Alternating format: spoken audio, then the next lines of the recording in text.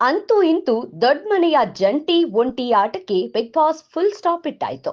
ಇದು ಯಾರಿಗೆ ಪ್ಲಸ್ ಯಾರಿಗೆ ಮೈನಸ್ ಆಗುತ್ತೆ?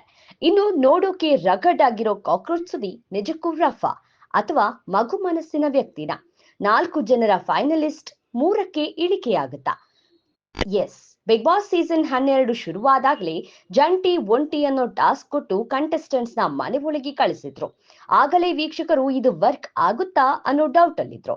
ಅದೇ ರೀತಿ ಜಂಟಿ ಒಂಟಿ ಕಾನ್ಸೆಪ್ಟ್ ಅಷ್ಟಾಗಿ ವರ್ಕ್ ಆಗಿಲ್ಲ ಅನ್ನಿಸ್ತಿದೆ.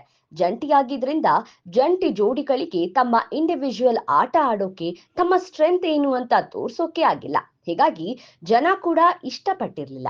ಆದ್ರೀಗ ಜಂಟಿ ಆಟಕ್ಕೆ ಬಿಗ್ ಬಾಸ್ ಫುಲ್ ಸ್ಟಾಪ್ ಇಟ್ಟಿದ್ದಾರೆ. ಇನ್ನಾದರೂ ಆಟ ಬದಲಾಗಬಹುದು. ಎಲ್ರೂ ತಮ್ಮ ಇಂಡಿವಿಜುವಲ್ ಆಟ, ತಮ್ಮ ಸಾಮರ್ಥ್ಯ ತೋರಿಸಬಹುದು. ವೀಕ್ ಅನ್ಕೊಂಡಿದ್ದವರು ಸ್ಟ್ರಾಂಗ್ ಅಂತ ಪ್ರೂವ್ ಮಾಡಬಹುದು. ಸ್ಟ್ರಾಂಗ್ ಅನ್ಕೊಂಡಿದ್ದವರು ವೀಕ್ ಆಗಿಯೂ ಕಾಣಬಹುದು.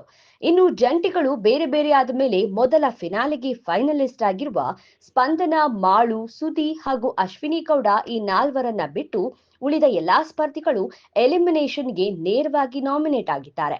ಇದರ ಮಧ್ಯೆ ಬಿಗ್ ಬಾಸ್ 4 ಫೈನಲಿಸ್ಟ್ಗಳ ಪೈಕಿ ಯಾರು ಅನರ್ಹರು ಎಂದು ತಿಳಿಸುವ ಆಕ್ಟಿವಿಟಿ ಕೂಡ ಕೊಟ್ಟಿದ್ರು. ಇದರ ಪ್ರಕಾರ ಯಾರು ಫಿನಾಲೆಯಿಂದ ಹೊರ ಉಳಿತಾರೆ ಅನ್ನೋ ಕುತೂಹಲ ಇದೆ. ಇನ್ನು ಬಿಗ್ ಬಾಸ್ ಶುರುವಾಗಿ ಈಗ 3ನೇ ವಾರಕ್ಕೆ ಕಾಲಿಟ್ಟಿದೆ. 2 ವಾರಗಳಲ್ಲಿ ಯಾರು ಹೇಗೆ ಅನ್ನೋ ಒಂದು ನಿರ್ಧಾರಕ್ಕೆ ಬಂದಿರ್ತಾರೆ ವೀಕ್ಷಕರು.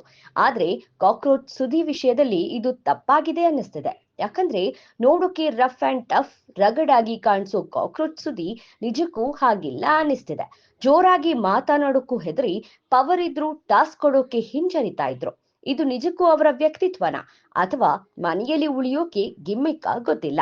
ಫಿನಾಲೆಗೆ ಸೆಲೆಕ್ಟ್ ಆಗಿರೋ ಸ್ಪಂದನ, ಮಾಳು, ಸುದಿ ಹಾಗೂ ಅಶ್ವಿನಿ ಗೌಡ ಇವರಲ್ಲಿ 3 ಮಾತ್ರ ಫಿನಾಲೆಗೆ ಹೋಗ್ತಾರ.